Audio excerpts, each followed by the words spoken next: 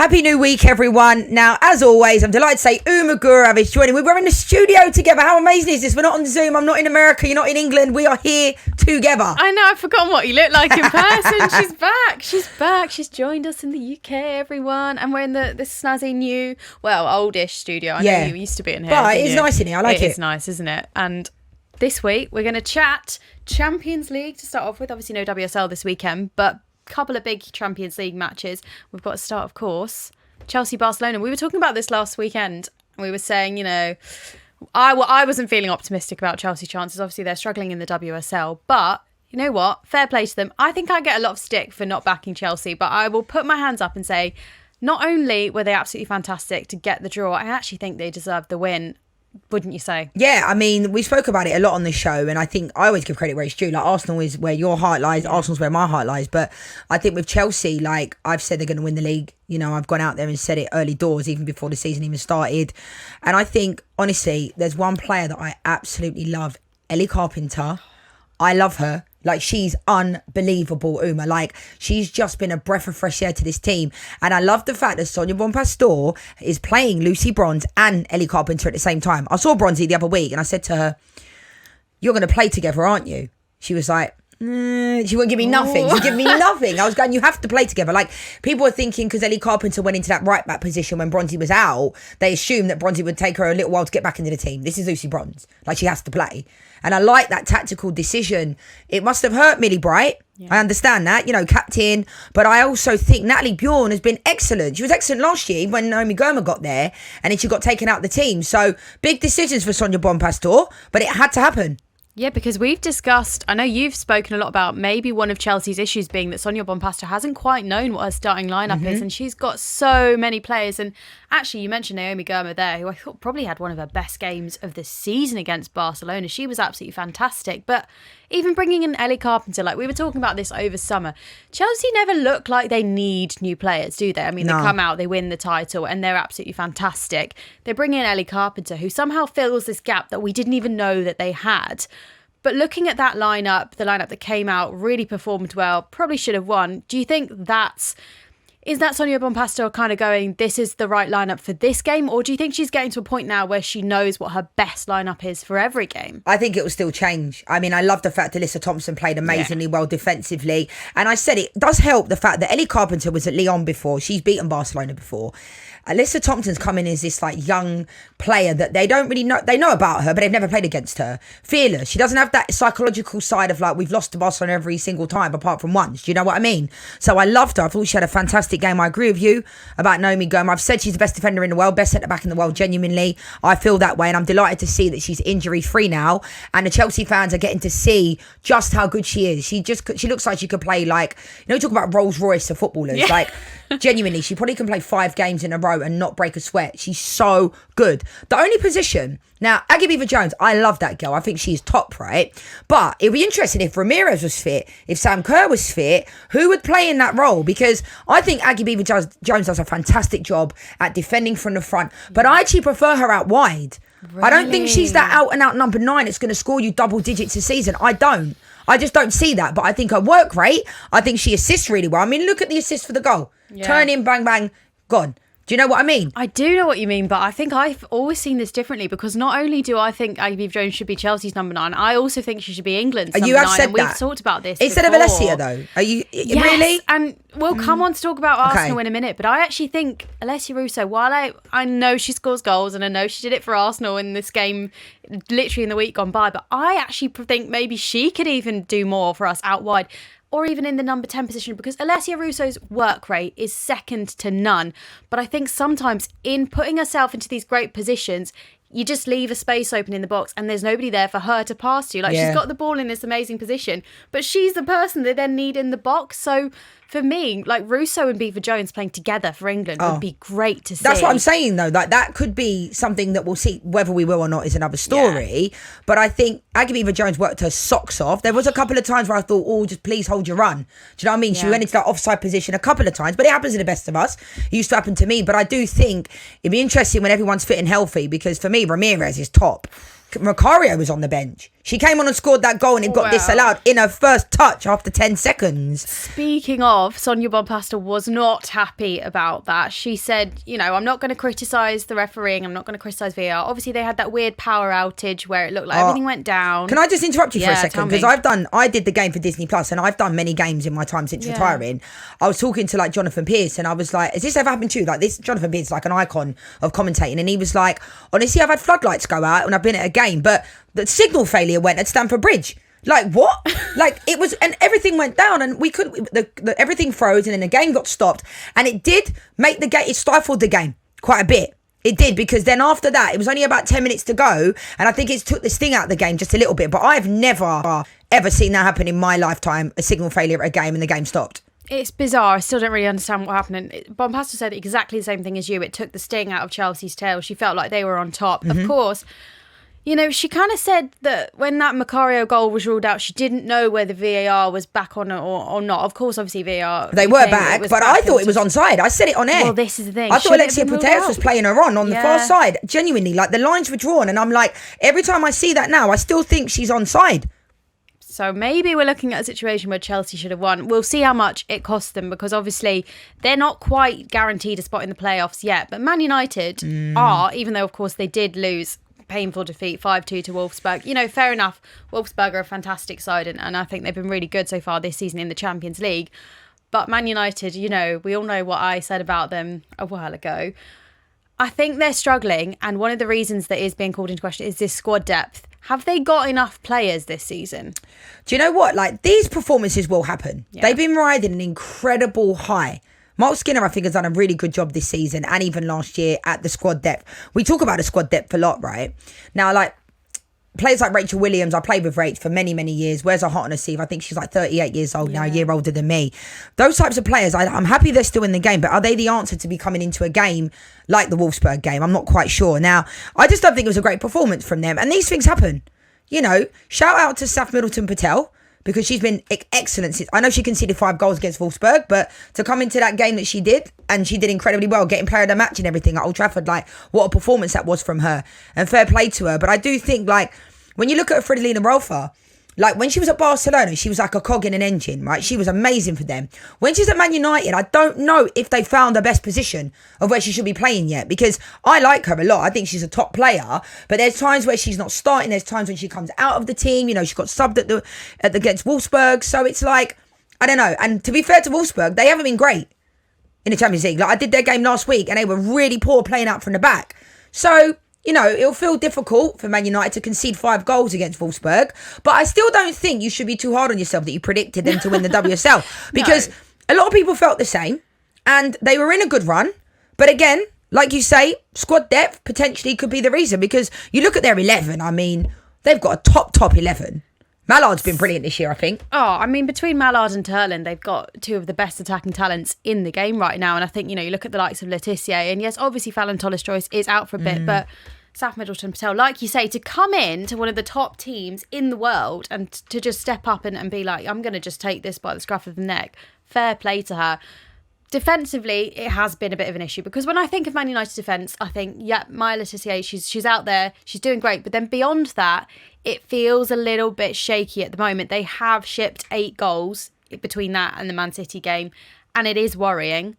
Is it a case of signing more people in January, or is it a case of tactically changing it up? I mean, I think Riviera's done well this year. I think she's been excellent. I mean, Dominique Janssen's been in there playing at the centre-back position when I prefer her a little bit higher up.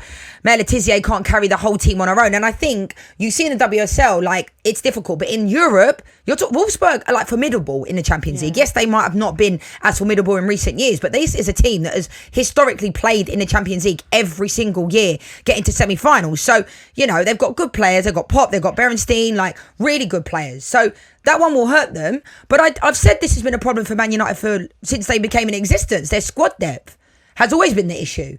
And you can get away with it in certain games, but as the season goes on, look, there's a reason why Man City and there's a reason why Chelsea are flying high, because one, they're top sides, but they also have the depth. So, but that's not down to Mark Skinner. That's down to the club to back him, to be able to bring in more players. I know. I was talking about this with my dad the other day. I think it's so interesting how the noise around Mark Skinner's gone away the last couple of years. Because you remember there was that season where every single game at at Leeds Sports Village, there was Skinner out signs and nobody was behind him. You were getting, I know, a lot from the fans saying like, we don't want Mark Skinner in this role. And they haven't technically, although obviously they won the FA Cup, but they haven't won the WSL yet. But I think it's like there's a serious sign of growth, and that too without the backing of the club, because we know that the club, Man United as a whole, doesn't invest in the women's team like the way that they should. So I think we have to give Mark Skinner a lot of credit. Yeah. And however the rest of the season goes, there's signs here. The one thing with Man United, they've now got Lyon and Juventus in their last 2 Champions League fixtures. I think, like you say, they maybe would have looked at Wolfsburg as one of the ones they would struggle with, but Lyon is going to be tough, isn't it? It is, but I think they can take a lot of confidence. I mean, Lyon were 3-0 down against Juventus at half-time and they came back 3-3 and they actually scored and it was offside. They could have won 4-3. So with this Lyon side, you can never sleep on them. Juventus, I think, probably deserved to win the game with the way they performed. But, like, it goes to show, even if you're at your best, they still don't lose, Lyon. Yeah. Like, they've been amazing in the Champions League this year. They look so good. And this is a team that run away with their league every single year. And how they maintain having those players at that level every single season, like Jonathan Heraldez, like, I was watching him last week and I was like, oh, this looks like Barcelona. Wait a minute. He's an old Barcelona coach. Do you know what I mean? I know Jonathan quite well because he was in America for a bit. But, like, you can see the midfield, the Mornay, Lindsay Heaps are doing unbelievable. Lily Johannes is coming off the bench. Like, they're doing fantastic things. So, Lyon are going to be difficult to beat. They are. Well, speaking of beating Lyon, a team who didn't quite manage it this season, of course, Arsenal, but they did manage to beat Real Madrid yet again. The comeback heroes strike again. And it was, of course, Alessia Russo who was the hero for them. It wasn't a great performance, though, overall, I have to say. I mean, even like the last 5 minutes, I remember watching it just biting my nails because it felt like there was no game management. Even after they scored the second one, I was like, just take it to the corner and have some calm here. I'm happy that they got the job done, but there's still a little bit missing, isn't there? There is, and I think at the end of the day, they got the result. Alessia Russo, I thought, was fantastic on both sides of the ball, defensively from the front, and her finishes. I think she's taken her game to another level this year. I've said it many times on this show. Some of the decisions that I feel, Cooney Cross, I thought was really good in the second half of that game. But, like, I feel for Cooney Cross because it's like she either plays or she just doesn't even come into the game. So how can you ever get that kind of continuity and that match fitness and that sharpness if you're just being thrown in the Champions League? I'm not making excuses. Frida Mornham, I think they need a little bit more from her. Olivia Smith and Chloe Kelly in the second half are finally coming into themselves, right? 65th minute or so, and then they got subbed out. Like, these are the things that I don't understand. Like, I understand the squad depth, but Olivia Smith, you spend all that money on her, and I've said it, like, I don't know if Arsenal knew what to do with Olivia Smith. They've signed her, and it's like, oh, where should we play? Should we play on the left? Should we play on the right? We're not going to play her in the 9 because that's where Alessia's playing. But if she plays there, Alessia then goes into the 10. So it's like, I understand signing the best players you can, but if you don't have a plan for them, then what? Because I thought Olivia Smith was brilliant in the second half, and then she gets pulled, and then it's like, well, now what? But again, if Arsenal would have lost that game, people are starting to say there's pressure on Renée Segers, and I'm like, nah. Like, come on, let's have a little bit more balance here. Like, she's won the Champions League, but people have short-term memory, don't they? Because well, I don't know why it's gone this way at Arsenal in the decline to a certain degree, but you can't be saying Renée Segers' job's on the line, surely. No, I know, but then you look at how it's happening for Liverpool men, isn't it? And Arne Slot and the pressure that he's getting, and you have to. You know what? Like, I'm not saying that conversation shouldn't be happening now. But at the same time, for Renée Segers, it's like, if they don't, get into the Champions League spots in the WSL, which I think is a serious possibility, it's becoming a probability now at this point, looking at their WSL form. If they don't make it far in the Champions League, how do we judge them? Because in some ways, then that Champions League win last season becomes like a burden because it's something that they're just being measured up to every single time. I want to talk about one last thing with Arsenal, because you mentioned a lot of these players. Olivia Smith, Alessia Russo, Beth Mead, Chloe Kelly, Frida Mornham, Stina Blackstenius. That was the list that was being thrown around at the beginning of the season. Everyone was saying, look at Arsenal's attacking depth. This is incredible. This is the season. Caitlin Ford. Who was on the bench. Which is crazy because she was one of their best players last season. How do you, as a manager, fit that many attacking players into a starting lineup and get the best out of them? Because like you said, Liv Smith, I thought she was the bright spark against Spurs as well. And she only came on in the second half quite late on, didn't quite manage anything, but I think she needed more time. But it feels like, for Renee Sagers, it's like she's playing this like puzzle where she's trying to put all the pieces together. Is it actually maybe harming them a little bit more than it's helping them? Potentially. I mean, I think you've only got to look at the way Sonia Bompastor's managed Alyssa Thompson. And you now see Alyssa's been in the lineup for the last 3 or 4 games. Yeah, when she first came, in and out, but now she's performing and has that confidence. And as a player, confidence is everything. Everything. You need to be playing through the form. You know, there's times when you're not going to have your best game. It's difficult because, like I said, you will get the players when they're available. Olivia Smith is one of the best players. I love her. You love her. You've been talking about her before she was even like popular. So you knew her from way back. She's fantastic. But there's certain things that they've got players in. I said, what is the plan for them?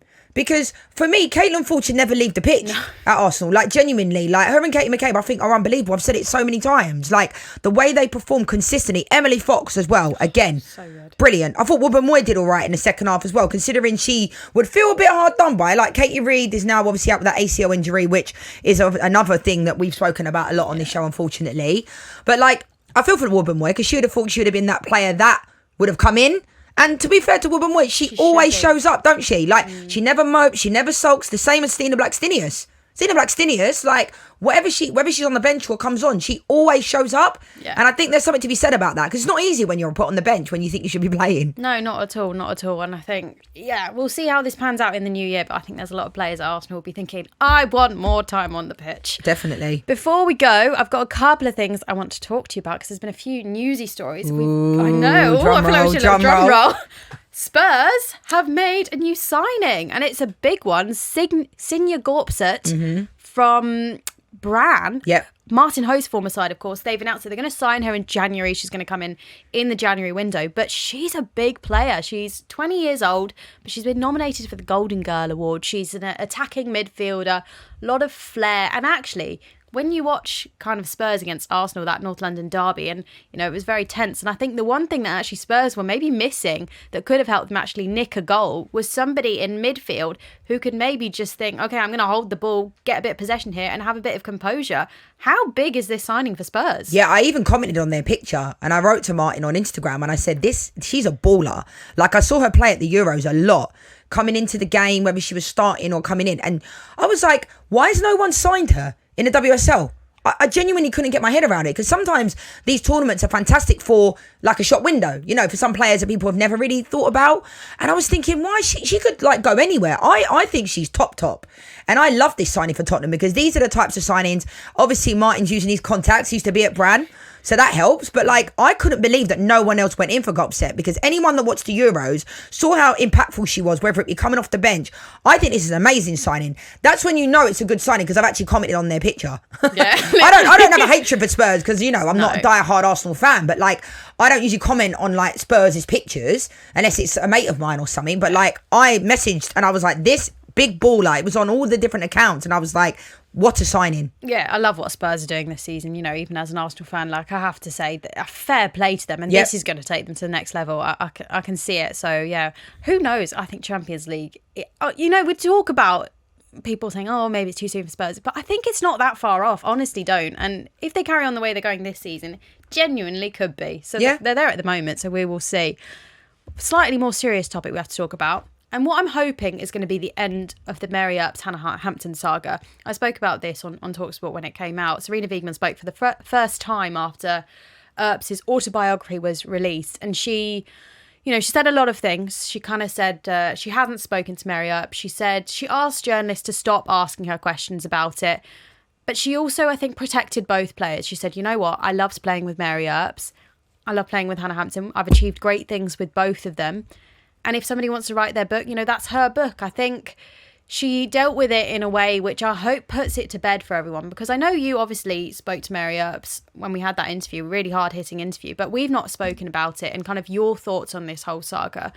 What do you hope people take away from this? I mean, I honestly don't get why it was such a big deal based upon the fact it's her truth, it's her story. Like, and that's why I can relate to Mary, because I've had my indifferent relationships to England and different things have happened. Now, people on the outside have never played for England, which is a large amount. Playing for your country is the biggest honour and only a small percentage of people can do it. But You don't realise what it's like in those environments, Uma. Honestly, like, people say, oh, get on with it. You're playing for your country. You've let your country down. No. It doesn't work like that. And if Mary perceived that Hannah Hampton was being rewarded for bad behaviour, that was her perception. Might not be the reality, but a lot of people have said it's the reality since. And anybody that was at England at that time, it's difficult because the players can't come out and say that because they're on the team still. And Hannah Hampton's still on the team. But that is a reality. We've heard Rusha Littlejohn talk about it. Shaban spoke about it. Rusha was her teammate. Like, there was always rumours about this type of stuff. So the fact that Mary wants to tell all, I don't have a problem with that. And I don't get why it was made such a big deal. Maybe because it was aimed at Serena Wiegman. That might be the only counter argument with that, because, and people say, oh, well, she should wait till she retires. Why should she wait till Mary retire? Why did Mary have to retire and write a book? Who are you to say you should retire and write your book? So fair play to Mary for speaking out. That's what she believed, and I hope that, you know, they can have some reconciliation, because, you know, I've been there myself when I played for England, where I felt like I couldn't go to certain games and go into certain rooms because there's been teammates that have let me down over the years, genuinely. And it's not a nice feeling, because you have that feeling in your stomach where you're like, oh, Mary's done incredible things for England. And I just hope that people remember that. Not just for England, but for women's football, you know, everything globally. She's done amazing things. So, and they sent me my book. Yeah, it's not signed though. Mary said she's going to say it. I was like, nah, it's all right. But yeah, they sent me my book. So I'm looking forward to reading it. I'm not a big reader. Yeah. I'll be honest. I love a autobiography, but I will be reading this. And I don't think, and I honestly believe if it was a man that said this stuff, it wouldn't be that big of a deal. Genuinely. Yeah, I have to agree with you. And I think, you know, when we had Mary on with you, I just had so much, my heart went out to her because respect. And she will always be a hero to me. I mean, when I watched them win the Euros, I was still relatively young. My younger brother, he got into women's football because of Mary Earps. He asked for Mary Earps' shirt for Christmas. And that you couldn't get until she was like fighting for that. And that just about speaks true. So I'm getting all carried away. No, I know. So yeah, I think we've got a lot of love for Mary here, and for Hannah, and for Serena. So fair play to all of them for how they've conducted themselves. Finally, I want to end on some positive news. The new England squad was announced for friendlies. Of course, China is the first one. Freya Godfrey, first call-up. We were just talking about how incredible she was. How happy are you for her? Oh, do you know what? I saw Freya play at Arsenal years ago, and then obviously she made that signing to London City Lionesses, and reluctantly probably, because she'd been at Arsenal for a little while. And I saw her play for the England under-23s against Portugal the other week. She got player of the match, and I thought she was excellent. And when you watch some players, they look like they're playing like, it reminded me of when I played for like Arsenal under 14s and I was in the first team already. Do you know what I mean? Like, you could see she was a step above, and it was almost like she needed to be pushed. So I'm glad that she's got this call up, because I think, you know, she'll be able to be with the big guns, and she can see exactly what I mean, we've seen in the WSL already. She's got that on a rope, you know, coming in from the other side, similar to Alyssa Thompson on the opposite side.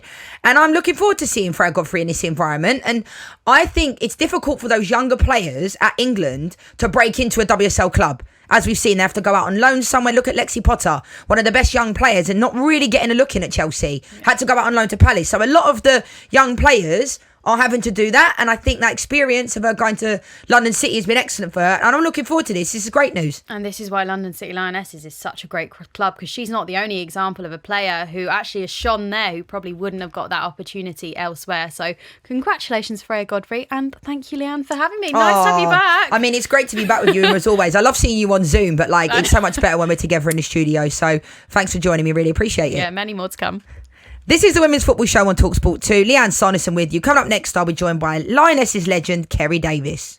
This is talkSPORT's Women's Football Show on talkSPORT 2. Don't forget, the talkSPORT network is the place to be for all things women's football. We have reports at WSL matches throughout the season, and we're the home of the Lionesses with live commentary from all of England's home games.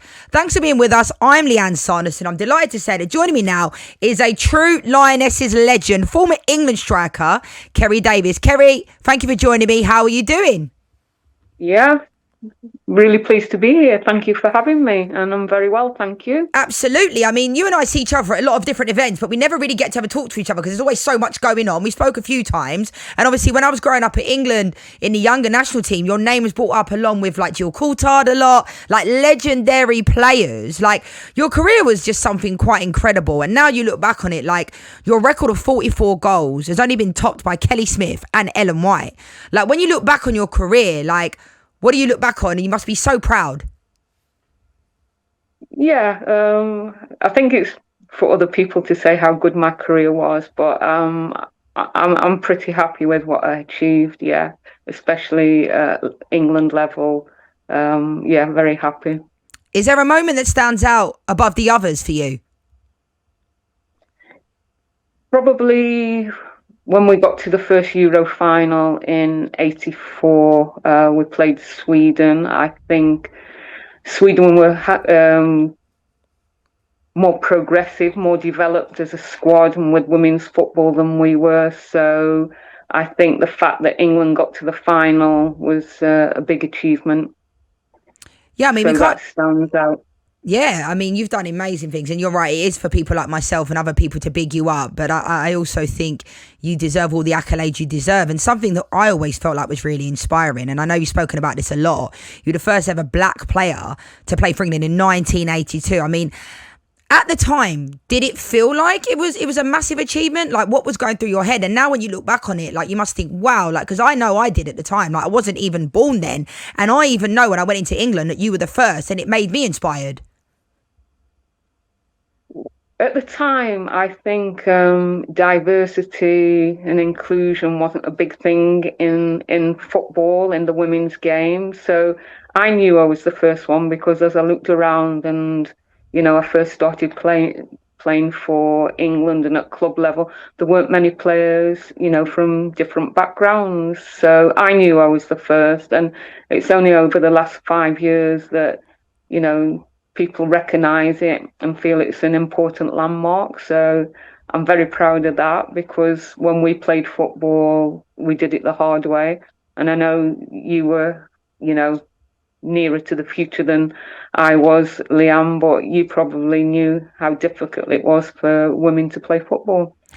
Yeah, I mean, obviously it was way back in 1982 with the first ever black player, but you spoke about it there briefly, but like you're saying it's only in the last 5 years that not people have just realised, but why do you think it's taken so long for people to kind of realise the incredible achievement that you did?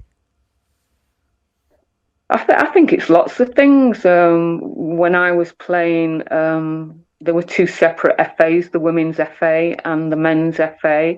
They come together in, I think it was about 93, 94. Then there just wasn't the interest. There wasn't the interest to know about the history of the game. Even now, there's lots of records that have been lost. People don't know, different things about the history of the women's football. And I think just recently they've started to piece it together. So that's how I've become known, because they are piecing stuff together. And I think history in any walk of life is very important because it dictates the future. Yeah, do you feel like now it must feel quite nice because obviously you had that incredible achievement, but now it's almost like you're finally getting the recognition you deserve. You're getting invited to games and you're around the team and you're on panels. Like, does that feel quite nice for you to kind of get that recognition? I think anything that I do, Lianne, it's for the generation that I played in. That's why I do a lot of things, because I think the generation of players that I played with and against, they deserve to be known. They deserve to be out there. So, yeah, I'm very happy that I'm getting a recognition, but it's not just for me. And when you watch the Lionesses play now, I mean, does it surprise you exactly where women's football is at? Because I only retired like 6 years ago, and like we played in the European Championship final way back when, like it was only like 14 years ago in Finland against Germany. That exact same fixture. It was one game a year that was on TV, and I only retired 6 years ago. So I already see where the women's game has gone to. But like when you see the Lionesses now and where the league is at, like how does it make you feel? It must make you just think, wow, this is amazing. Exactly that. It does. It's everything I wished and hoped for that women's football had become, and it is amazing. The more you see, the more successful the WSL is, and the WSL2 and the Lionesses are. It elevates the women's game, and it should be up there. It's where it belongs, but there's still room for more development. Yeah, I mean, when you look at the Lionesses, they've won the last 2 Euros. And what I love about this team, amongst many things, not just because they're winners, Sarina Wiegman, I think, has done an incredible job for many different reasons. But all the players are very quick to mention the players that have paved the way years before. And as one of those players, like, What does it make you feel to know that you've been a part of that like history, and then the players are kindly recognising that when they're in these types of moments? Yeah, that's absolutely brilliant. I think, being around one or two players, they're very humble. They remember where they've come from and they remember what came before them, because I think without the team of the 70s and the 80s, women's football wouldn't have had that platform to go on to where it is now. And obviously recently Kiara Keating made her debut for England, the first ever black goalkeeper, first ever goalkeeper of colour to play for England. Like, how did that make you feel? Because I know how it made me feel. I felt so proud, not only because she's a woman of colour, but she's an incredible goalkeeper. And I just think seeing is believing. Like, a lot of young girls out there can look up to people like yourself, like Kiara. But how did it make you feel to see her make her debut? I think for me personally, when somebody from your community reaches the heights, it's amazing. And she seems a well-grounded, really good personality, good attitude. So, as you said, people can look up to her, and if you see it, you can believe it and you can become it. And that's the most important thing. So when Kiara became that person, the first player of African Caribbean heritage to play for England as a goalkeeper, just an amazing story. And looking at the current England squad now, which players do you like that stand out for you? And do you see like any of the current strikers being anywhere like you, anything like you, the way you used to play? So when people ask me this question, if I say who my favourite players are, my favourite player is Leah Williamson, Lucy Bronze, and Millie Bright. Obviously, she's decided not to, because I think I like the way they play, their playing style, but also off the pitch. I think they're like wonderful people, very humble, very down to earth. If I go to my position up front, I'm a big fan of Lauren James, big fan of Lauren Hemp. And I think Lauren James, because she comes from our community, you just wish her to do really well and be the player that she can be, because I think she's just amazing. I think young girls are going to look up to her big time, and hopefully, she stays injury free and gets a free run. Yeah, I agree with you on all those choices. It's an interesting one because you chose all defenders as the players that you liked originally, and I love that. I'm sure they wouldn't fancy themselves going up against a player like you. Now, Kerry, I want to talk about life after football for you. Like, what does that look like? What's your day-to-day like? Like, what do you currently do? And what's it been like since you stopped playing all those years ago? Well, when I stopped playing, Lianne, I didn't feel that were opportunities. I would have loved to have stayed in the game in some shape or form. Maybe not coaching, but managing or being a scout or something like that. There weren't a lot of opportunities there. So when I finished, I came away from football. I still watched it. I go to most games. I'm a season ticket at Aston Villa women, and I go to watch Birmingham. I'm probably the only person that goes to watch Birmingham and Aston Villa. But I'm just a supporter of the women's game. I watch as many Lionesses games as I can live. I became an office manager, and that's where I am now. I'm hoping to get involved with some stuff with the FA. They're doing a program project, or whatever you want to call it, called Finding Our Finishers. And I'm hoping to get involved with that in some shape or form, because I did know how to score goals, I think. I think you did know how to score goals, no doubt. Now, a team that probably could do with you in the WSL at the moment, I'll just shift our thoughts to WSL. Liverpool, you're a former Liverpool player way back in the day when they were in the Women's Premier League. You won the title in 1996. Like, what have you made of them this season in the WSL, and who are you putting your money on at this point to win the WSL? So Liverpool, I'm not sure if, I don't know. I'm looking from the outside, aren't I, with Liverpool, and they probably need some investment. They've just sold their best player, haven't they? I don't know if Gareth Taylor can, be able to buy some players in January, but I watched them against Man City, and they're very dogged. They work very hard. They're a good team, but perhaps missing a little bit of stardust, but this is just me. I'm on the outside looking in, so you don't know what goes on, behind the scenes. And your second question, I think the winners will come from probably the usual suspects: Chelsea, Man City, or Arsenal. I think it'll come from there. Yeah, I mean, a lot of people were tipping Manchester United women a couple of weeks ago as well. And Uma Gurav, our producer, she actually put it out there and said she thought they were going to win the league. She's since retracted it a little bit, but she's backed them. They've done well in the Champions League other than last week. But Kerry, honestly, thank you so much for joining me on the show. You are, like, when people talk about legends, trailblazers, you epitomise all of those and more, because I think sometimes those words are kind of thrown around flippantly these days, whereas you just epitomise that. So thank you for everything you've done for the women's game, for being just there before everybody else was, and thank you so much for joining me on the show. Thank you, and I appreciate your positive words, Liam, really do. Absolutely. This is talkSPORT's Women's Football Show on talkSPORT 2. I'm Lianne Sanderson, and coming up next, I'll be chatting about that incredible NWSL final with ex-US Women's National Team goalkeeper Jill Loyden.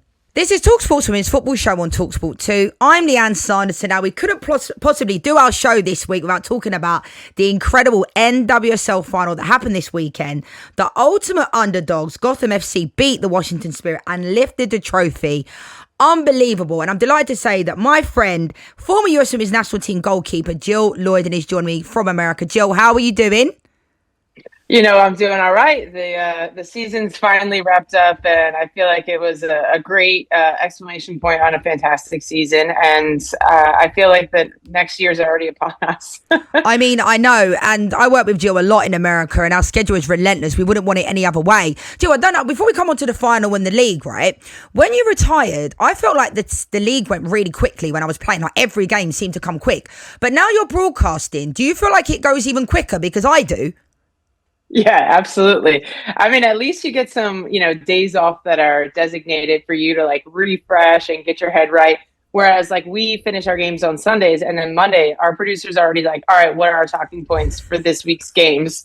And what clips do you want to show that we can paint? And I'm like, okay, my head is spinning for essentially, 8, 9, 10 months of the year. I know. And you're a mum. Like, you've got 2 kids, 2 beautiful boys. Like, I don't even know how you do it. I mean, people say that to me all the time about the flying, but you're just an incredible person. And, I was really blessed. I got to come to your wedding all those years ago. And I'm glad that our lives have kind of reconnected us again, even if it is all the way in Fort Lauderdale. Now, I want to come on to talk about the NWSL this season. Like, a lot of people listen to my show. I do talk about the NWSL along with the WSL.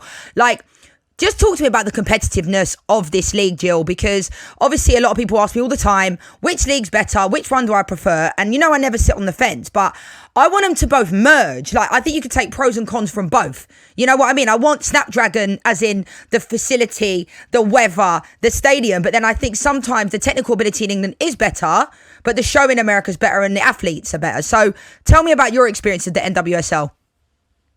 Yeah, I think there's advantages and disadvantages to everything in life, including the NWSL.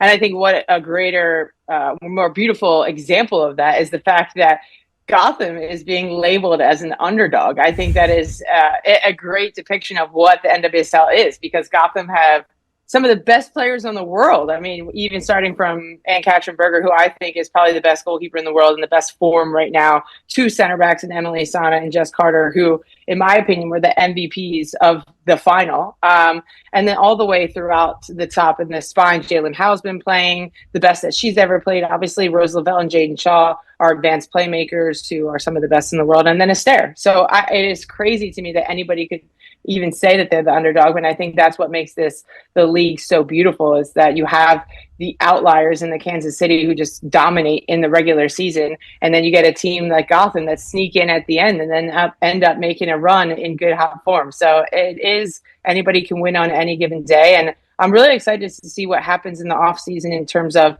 Houston's been making some strides forward. North Carolina is going to be having a new coach. Chicago got a new coach. So looking forward to seeing some of those off-season acquisitions to see how it can and Denver even and increase. Boston coming in as well. Right. And they're obviously adding to their roster and getting some of the best coaches in the world coming to the NWSL. I think it's an exciting prospect next season. Yeah, it's interesting, right? Because I don't know about you, but I never called Gotham the underdogs. If I did, I would own it. But like, I don't even know where that's come from. And we've been on teams before where I think coaches and people can use that as an incentive to kind of get the team riled up. Because the only time I said I thought they would lose was against Kansas City Current. Based upon Kansas City Current dominated the entire league. They'd only lost once at home in 2 seasons. And fair play to Gotham. But I don't remember. I never certainly said anything. And I haven't really heard that a lot. But I like the fact they've used that to kind of like, you know, get them going. And the fact they finished 8th and they won the entire championship, like, what an incredible achievement. Now, I know you called the game for the world feed. Like, I want to hear your summary of the game because I'll give you mine in a minute. Yeah, I thought Gotham dominated. And I think you can see that in terms of how well they muted the Washington Spirit's attack. I thought the 2 center backs in Sonnet and Jess Carter were fantastic. Lily Real defended Rose Kowalski so well, especially in transition. And every single time a Washington Spirit player got the ball in advanced positions, Gotham players were initiating contact right on them. And so often we see the Spirit utilize, you know, their highest player, their target, as a mechanism to bump the midfield back into the game. Croy Bethune and Lacey Santos had zero to do with this game. They were neutralized in the pocket. They couldn't play make. And Spirit had a really difficult time establishing their possession higher up, where they like to overload opponents' back lines, get so many numbers forward, hem them in, and just this attritional style of wearing teams down. We didn't get to see that. And I think that's all credit to Gotham. And listen, Gotham was never going to score multiple goals in this game. They weren't going to have a high amount of quality chances, but it's about the quality, not necessarily the quantity. And so although they did dominate the game, neither team really were able to produce a number of high quality chances, but Gotham capitalized on the one chance that they did have. And I want to talk to you about, because those people that don't know, Jill has her own goalkeeping institute, the Keeper Institute, where she literally works with all of the keepers in the league, young kids, and she's one of the best in the world at doing it. Like, what is it about Ann-Katrin Berger that makes her so good? Because for me, right, what I love about you is your expertise, because, you know, gone are the days where the goalkeeper's just there to save the ball. It's such an art and a skill, and you've been talking about this for years. But like, what is it about Ann-Katrin Berger? Because for me, when I'm watching her, I think she's incredible. But there's times where I'm like, oh, like even at the end of the game the other day, I'm like, please stay in your goal. Do you know what I mean? But are you okay with that? Because is it like, is she towing the line where it's like method to this madness? What do you see? Yeah, I think she's the most well-rounded goalkeeper in the world. I think that there's 5 tasks to a goalkeeper. Protect the goal, which obviously she does really well. We saw that in the Euros. We saw that in the semifinal against Orlando. Protect the goal area, being proactive, coming off your line, extending your range, protecting the space and behind the back line, communicating and starting the attack. I don't think there's a goalkeeper in the world that does all 5 of those tasks better than her. And I think her well-roundedness suits Gotham so well, because Gotham put those 2 center backs high up the pitch in Carter and Sonnet, and that allows them to establish territory and counter press. And that is where Gotham is so good. It's their press, their counter press.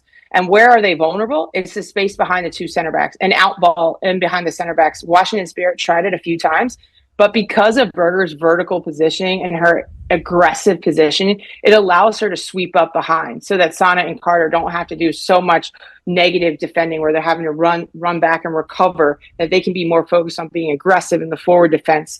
And we saw that against Kansas City. We saw it against Orlando. We saw it against Washington Spirit. And it makes Gotham so difficult to find an avenue to break through. And not only that, is that when Gotham get into that lower block and they get numbers back behind the ball and compact, the space becomes around the outside. And there's not a better goalkeeper in the league than Ann-Katrin Berger than protecting the goal area.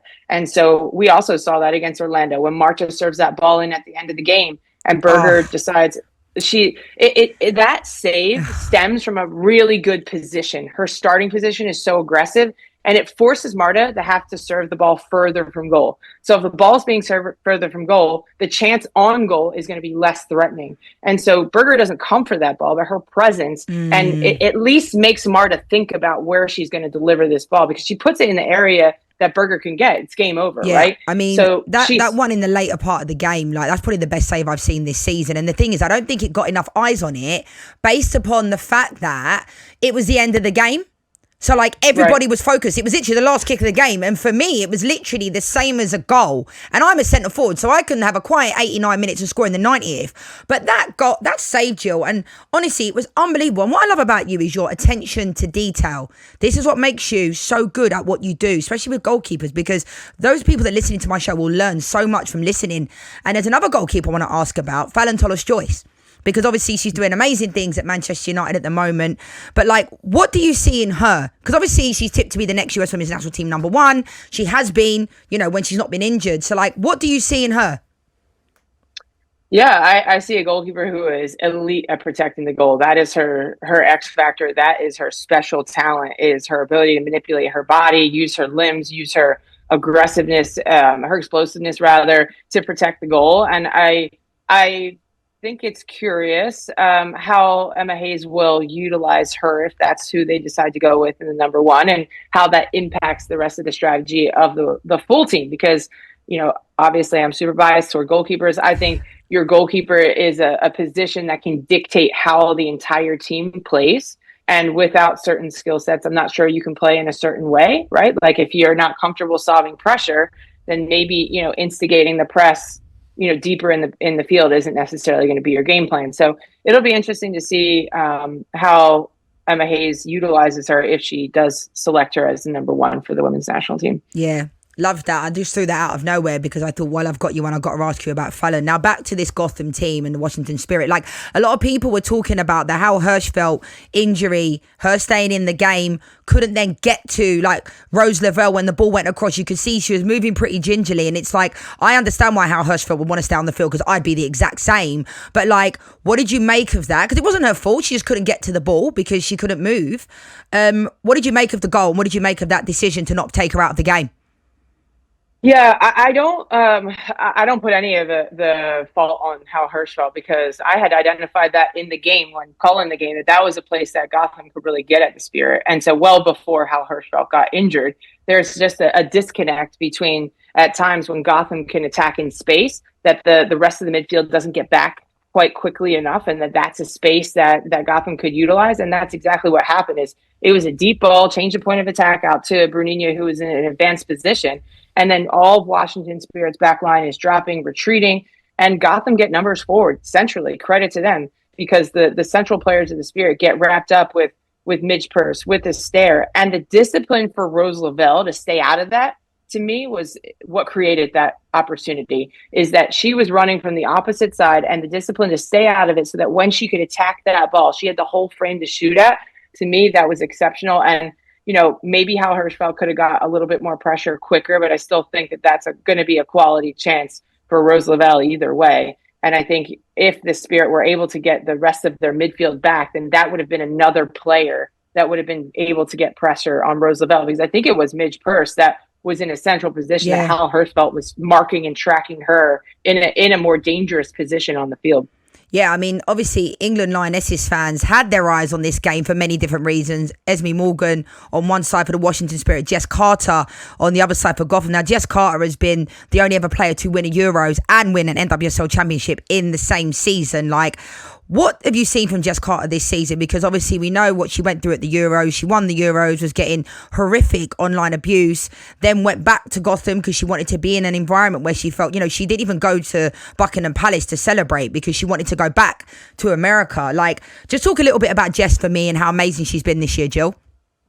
Oh my gosh. And I thought her best game was the final. I thought she was so good in the final, and that really neutralized Washington Spirit's playmakers. I mean, Gift Monday had no foothold in the game. Rose Kouassi had no impact in the game. And I think it's even more difficult what those two center backs are being asked to do, being so aggressive, being so high up the pitch, counter pressing, and having to defend at times 1v1 or even 2v1, and retreating and stalling attacks, delaying, allowing Gotham to get back behind the ball, stepping into the midfield. All of those little decisions are so important and such a high risk position. Because not only do you have to be adept at stepping in centrally to get pressure, but you also have to be quick, athletic to defend in recovery situations when you're underloaded. And then you throw in the fact that Lily Reel is next to Jess Carter, who, quite frankly, has never played left back and is a rookie in this league. And there is a a fickle nature to rookies and people playing out of position, that they can have some really high highs and they can also make some bonehead decisions.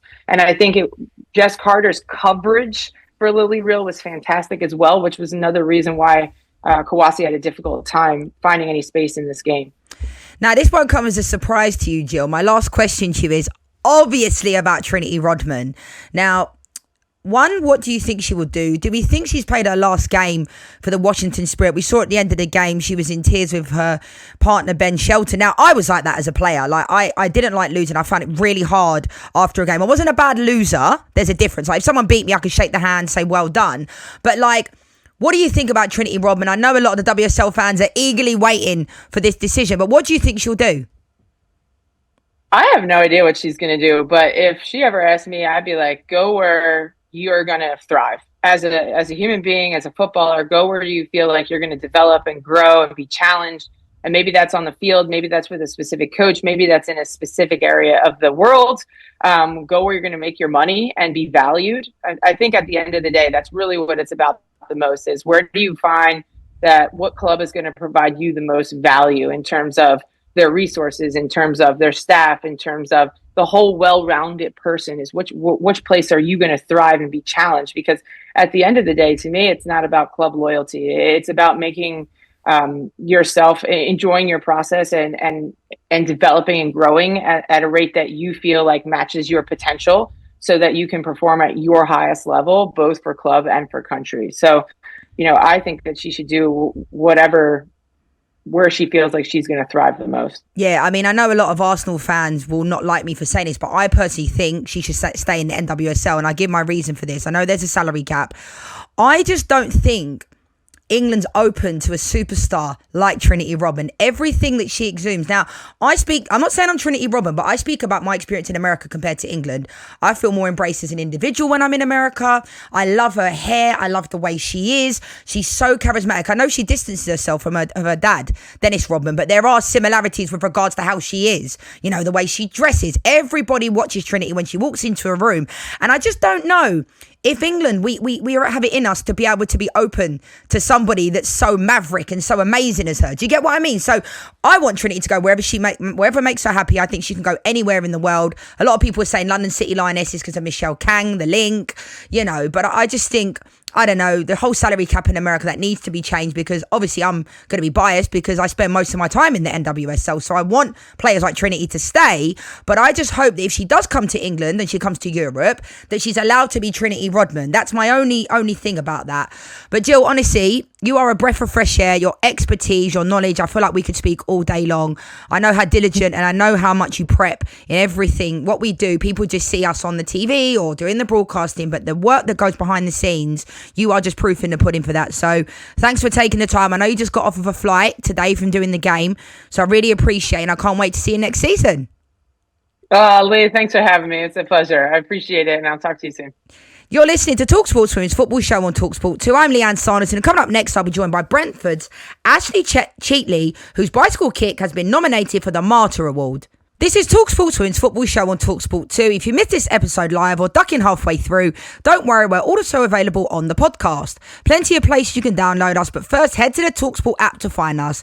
Now, my final interview of today, I'm joined by a player who has indeed scored a very special goal this year. Ashleigh Cheatley from Brentford scored a stunning bicycle kick goal, which has now been nominated for the Marta Award, which recognises the best goals in women's football. Ashleigh, how are you doing? I mean, what an incredible achievement. Like, talk to me. You must have had loads of people wanting interviews of you, talking to you. Firstly, how are you? Thank you for asking. I'm good. I'm really overwhelmed. Emotions, as you can imagine, are just sky high at the moment. It's been a lot to take in, but yeah, overall, I'm very good. I'm over the moon. When did you actually find out that you were nominated for this prestigious award? It was last Friday, so I don't know the date specifically. So, like, how did it happen? Phone call, email? Did you think you'd been like? Did you think it was like a junk mail? Like what? Actually, I'd finished work and I thought, you know what? I'm just going to relax. I'm going in the bath. I take my phone with me. I just have a scroll. That's me relaxing. So anyway, I'm chilling. I get a Teams message come up about 5:30 now, and someone said to me, "Oh, you're a star," and they've sent a video, and I thought, oh, maybe she's just seen the video from previous, and she just resent it and just sort of said, "Oh, look, I've seen it now." And then with this link, I saw FIFA and Marta nominee, and I thought, hang on a minute, what's this? So I had a look, like no one from Brentford had even said anything about it until a couple of minutes later, and I thought, what is going on here? What is this? Like, me? FIFA Marta Award? What are we doing here? So that came, and I sort of forwarded it on to my family who were downstairs, and I said, have you seen this? Nothing. Absolutely nothing. So I thought, I can't stay in this bath much longer. I've got to go get ready, get downstairs and talk to everybody about it. And I went downstairs and everyone's like, what is it? And I'm like, oh my goodness. So I've explained it now, and everyone is now on board, and they're like, oh my God. So now this has just heightened my emotions even more. And I'm like, oh my gosh, oh my gosh, oh my gosh. Like, what am I doing? Is this real? What is happening right now? So yeah, that was me. Found out in the bath over Teams, and yeah, here we are. And then what was like? So then you find out in the bath over Teams, then you go to training. Like, your teammates must have just been absolutely buzzing for you. Oh, yeah, they were. They're so supportive, and every time I'm at training, even to now, they're like, "Go on, Marta, go on, Marta," and I'm like, "Oh, this is insane! Like, how has this been recognised? I would never have thought anything like this would have got a global sort of recognition. But yeah, everyone's so supportive. It's actually crazy, because every time I open my Instagram or my Twitter, I'm seeing it, and I'm like, oh my gosh, like, this is a lot. Yeah, I mean, it's an amazing achievement. I mean, you're alongside, Viviana Miedema, Cal Dente, Bunny Shaw. Like, have you got your outfit ready yet? I haven't. I had a little look today. I'm not really a dress girl. Look at me now. I'm just chilling in my tracksuit. So I'm going to have to take it up a notch, I think. I don't know where I'm going to look, what I'm going to have. But yeah, I don't even know if I'm going. So I don't even know if I should be looking or what. But I've had no communication about if I should be going to an awards night or what. So it's all a bit up in the air. I'm not going to lie. Okay, well, the most important thing is you're nominated, because this award, I mean, the fact that Marta is still playing and she's up for the award as well, and it's named after her, is one thing. I was really blessed because 3 of the goals that are up for the nomination, I actually was on that game. So it's my voice. But now I've met you, I might be, there's a Jordan Bug goal that I was on, the Marta goal against Kansas City. That was unbelievable. She ran from like the halfway line. But now I've met you and now I've seen your goal. I'm like, yeah, I'm definitely going to be backing you. I mean, have you ever scored a goal like that before? Was it just instinctive? Like, because, some people, they're like, oh yeah, I practiced it, in my living room, or I practiced it in training since I was a kid or whatever. Like, is this just instinctive, or was it something you'd already thought about? No, I'd say on the day it was definitely instinctive. I'd not practiced bicycle kicks. I've only ever watched them, and I always go back and rewatch the technique and this, that, the other. But never did I think this is what I can do, and that is exactly what I'm going to do. I've only ever attempted it once at my old club, and I'd hit the bar, and that was going back a couple of years now. But I think within that moment, the way that the ball's just sort of fallen onto my thigh and I've managed to flick it up, my body positioning is then just in the perfect sort of set, really, to give it a go. It was the only really thing that I could do at that point. Stop selling yourself short. I mean, that's like say, oh yeah, it's like it's a tap in. Like, it is very instinctive, but obviously it's come natural to you as well. Like, don't sell yourself short. Oh, big up, thank you. Yeah, I mean, I guess, look, I've taken it, I've done my thing, and look, it's paid off, and I'm thankful that it's one caught on camera, and second, for it to just be noticed. Like, this is wild for me, wild. Like, I can't comprehend how I feel. I don't think words can. No, I can feel it from you. I love this. Honestly, I love it, because like, you can see how genuine you are. You're so happy about it. And you know what else I think is amazing, Ashleigh? Like, you're the only player on the list that's not a professional footballer. Like, just talk to me a little bit about how that makes you feel. Because you said to me before we came on the call, and I want you to repeat what you said about Brentford, how much you love that club. Do you know what I mean? You could just feel it from you. Yeah. Oh, Brentford is my life. It's been my life since, God, 17 years old. I only applied to be in the club shop, and now I'm doing technical ticketing at the club, and I absolutely love it. And there's no other place I'd rather be. But yeah, just to be the only amateur is a statement in itself. And for me, I just hope it, sort of inspires the younger generation and, the younger people that are coming up in football, just to sort of, say that anything is possible. It doesn't matter who you are, what team you play for, where you might be. It doesn't matter. If you just do your thing and just let everything else unfold. It's incredible just to be the only amateur. I just can't put into words. How am I up with pro footballers who may do this day in, day out?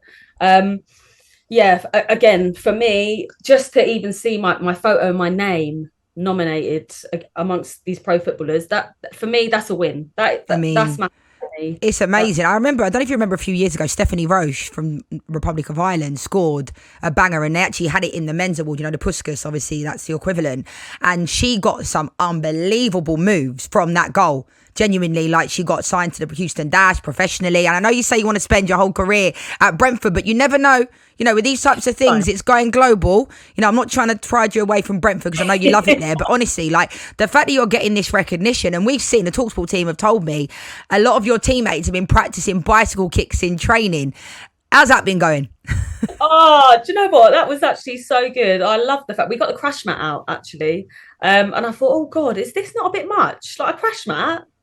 But look, everyone's giving it a go. And I think, do you know what? Even from that, they had so much respect for me before, and I couldn't ask for more. But after that, some of the players have come up to me and they're like, Ash, like, wow, I respect you so much. Like, how did you do that? And I'm just like, do you know what? Like, I'm just filled with love. I love it.